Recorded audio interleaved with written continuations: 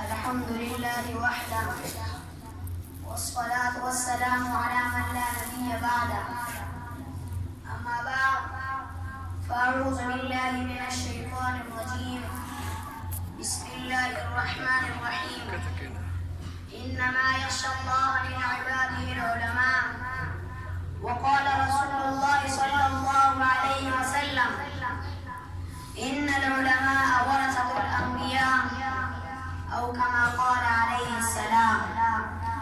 یہ علم و ہنر کا گہوارہ تاریخ کا وہ شہپارہ ہے، ہر پھول یہاں ایک شعلہ ہے، ہر سر یہاں مینارہ ہے، کوثر یہاں دب جاتے ہیں، طوفان یہاں رک جاتے ہیں، اس کاف فقیری کے آگے شاہوں کے محل جھک جاتے ہیں۔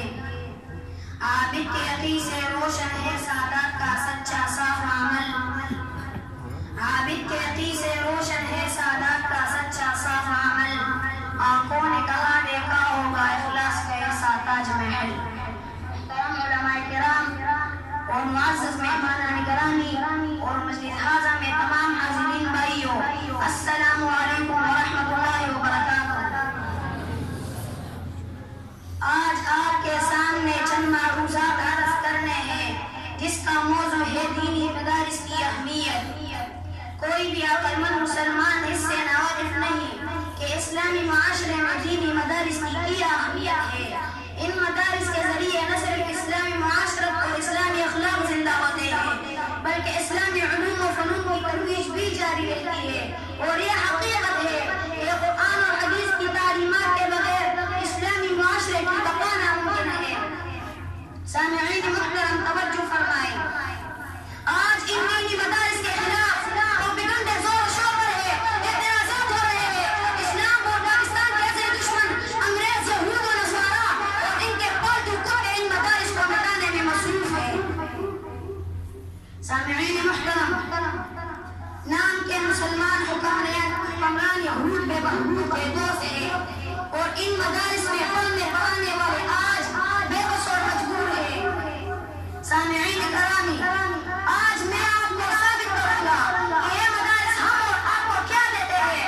یہ مدارس مسلمانوں کی اولاد کو ابوبکر کی صداقت، عمر کی عدالت، حضرت عثمان کی حیا اور حضرت علی کی قضا پیش کرتے ہیں۔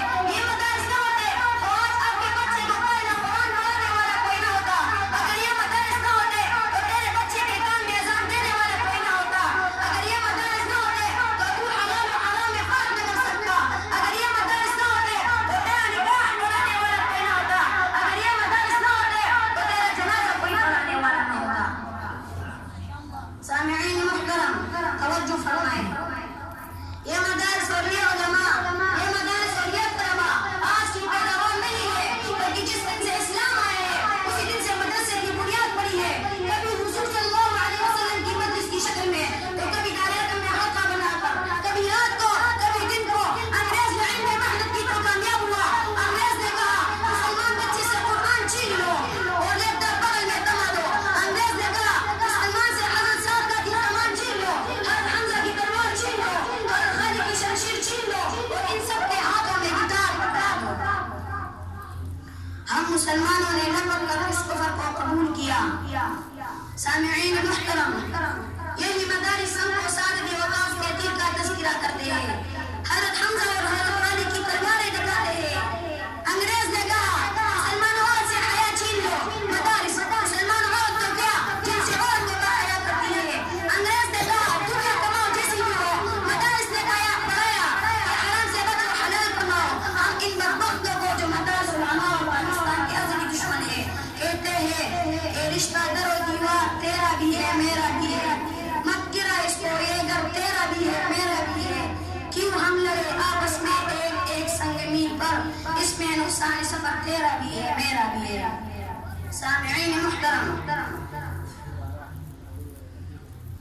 رشتہ در و دیوار تیرا بھی ہے میرا بھی ہے، مت گرا اس کو، یہ گھر تیرا بھی ہے میرا بھی ہے، کیوں ہم لڑے آپس میں ایک ایک سنگ میل پر، اس میں نقصان سفر تیرا بھی ہے میرا بھی ہے۔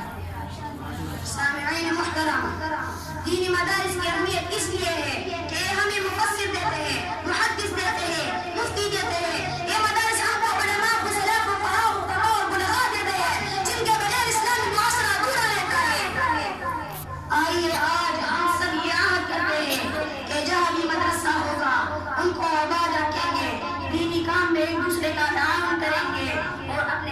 کو ضرور ان مدارس میں داخل کرائیں گے. وما علینا